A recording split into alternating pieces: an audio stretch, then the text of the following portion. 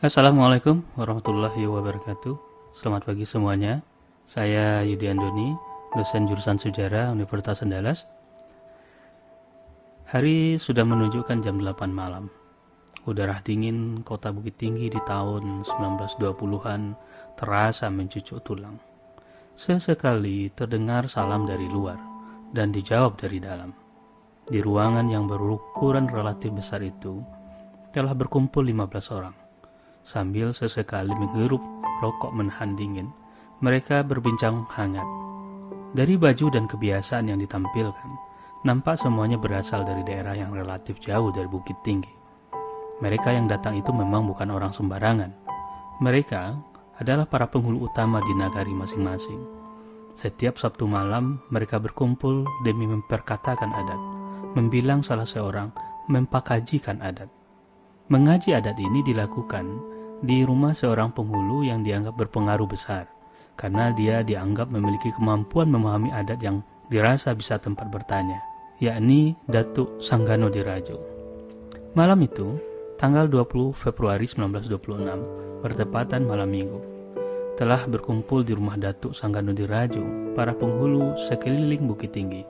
Mereka adalah Datuk Bagindo dari Koto Tinggi, Baso, Datuk Pamuncak dari Padang Luar, Datuk Simarajo dari Matur, Datuk Bagindo Sati dari Biaro Gadang 4 Angkat yang datang bersama Datuk Rajo Besar dan Datuk Rangkayu Basah, Datuk Basar dari Pahambatan bersama Datuk Indo Balabia, Datuk Rajo Penghulu dari Kota Selayan, Haji Abbas dari Radang Lawas, dan beberapa penghulu lagi. Setelah dibuka oleh empunya rumah, Datuk Sanggano Dirajo, maka berkata lebih lanjut sebagai pembuka cerita. Paduka, engku-engku nini mama, dengan pendek saja saya terangkan kepada segala engku-engku yang hadir. Adapun perkumpulan mengaji adat ini sudah kita dirikan. Maksud perkumpulan mengaji adat iko ialah akan memimpin dan memperkuat pertalian sesama kita anak bumi Puto Minangkabau, supaya dapat basamo samo berikhtiar dengan daya upaya nan syah menurut adat Minangkabau, katanya membuka sidang. Alam kemajuan Sumatera Barat di dekade abad ke-20 menggerakkan semua elemen anak negeri. Kaum terpelajar Barat meramaikan Sumatera Barat dengan media-media cetak mereka semacam abuan guru-guru. Sementara para ulama, kaum muda yang dipelopori trio Haji Rasul, Syekh Jamil Jambe, dan Haji Abdul Ahmad mendefinisi ulang sistem pendidikan agama di Minangkabau. Mereka mengenalkan sistem baru yang memadukan antara nilai-nilai Islam yang kuat dan metodis Barat. Mereka mendirikan berbagai organisasi dan organ media. Sementara kaum adat yang tercerahkan oleh pendidikan Barat tampaknya tak mau pula ketinggalan dengan meramaikan Minangkabau melalui berbagai organisasi, media cetak, dan penerbitan buku-buku tentang adat dan sejarah negeri ini. Kaum adat mendirikan berbagai organisasi bersifat adat dan sosial demi menupang anak kemenakan mereka untuk bisa bersekolah. Yayasan Derma sebagai pemberi beasiswa berdiri di setiap nagari di Minangkabau. Semuanya itu guna menyokong kemunculan generasi baru kaum terdidik adat Minangkabau modern. Salah satu perkumpulan berpengaruh itu adalah Perkumpulan Minangkabau yang kemudian mendirikan majalah Berita Minangkabau. Organisasi ini didirikan oleh Datuk Sanggano Dirajo bersama beberapa penghulu di sekisaran Bukit Tinggi dan Agam. Mereka berkumpul setiap Sabtu malam di Bukit Tinggi. Hal yang menarik dari perkumpulan ini adalah usaha kodifikasi adat yang mereka lakukan. Perkumpulan ini membahas dasar-dasar apa yang mereka namakan sebagai adat Minangkabau. Bagi mereka, adat Salingkan Nagari adalah nilai-nilai dan tata aturan yang mengikat orang-orang di nagari. Tapi, bagaimana ketika mereka berada di luar nagarinya? Mereka yang hidup di satu tempat baru yang bernama kota, atau di daerah yang namanya administrasi Sumatera Barat.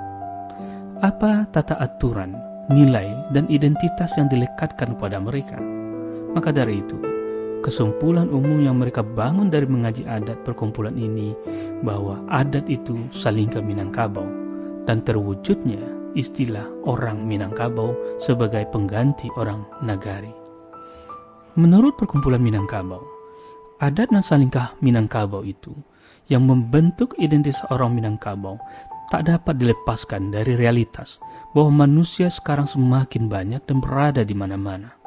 Untuk itu, melalui perkumpulan ini, menurut para penggagasnya penting mengumpulkan para datuk-datuk di tiap negari agar bisa mencuraikan serta memaparkan adat dari tiap-tiap nagari dari seluruh alam Minangkabau ini sehingga nantinya diperas menjadi satu identitas saja. Kajian-kajian mereka terhadap adat Minangkabau dan identitas yang mereka namakan orang Minangkabau baru itu diharapkan dibawa ke nagari-nagari masing-masing, disosialisasikan dan diperembukkan. Oleh sebab itu, besarlah harapan kami kepada Paduko, engku-engku nini, serta jauh hari cerdik pandai akan sudi menyokong, menunjang perusahaan kami tersebut, akan guna peninggikan derajat bangsa kita menurut adatnya, serta akan memajukan tanah air kita ini ke padang keselamatan. Mudah-mudahan dengan berkat bersama-sama kita berusaha menghidupkan adat lembaga nenek moyang kita itu, dengan beransur-ansur dapatlah juga bangsa kita menginjak tangga yang bernama kemuliaan dan kemajuan yang selalu menjadi kenang-kenangan oleh bangsa kita sekarang ini. Tutup Datuk Sanggano Dirajo di akhir malam Sabtu itu. Semua orang yang hadir mengangguk, menerima, saling bersalaman, tapi malam sudah terlalu larut. Jalan pulang jauh akan ditempuh. Maka satu persatu mereka menyalami sang punya rumah. Insya Allah Datuk, diperkenankan Tuhan Allah usaha kita ini, bilang seseorang. Terima kasih sudah mendengarkan. Wabillahi taufik wal hidayah. Wassalamualaikum warahmatullahi wabarakatuh.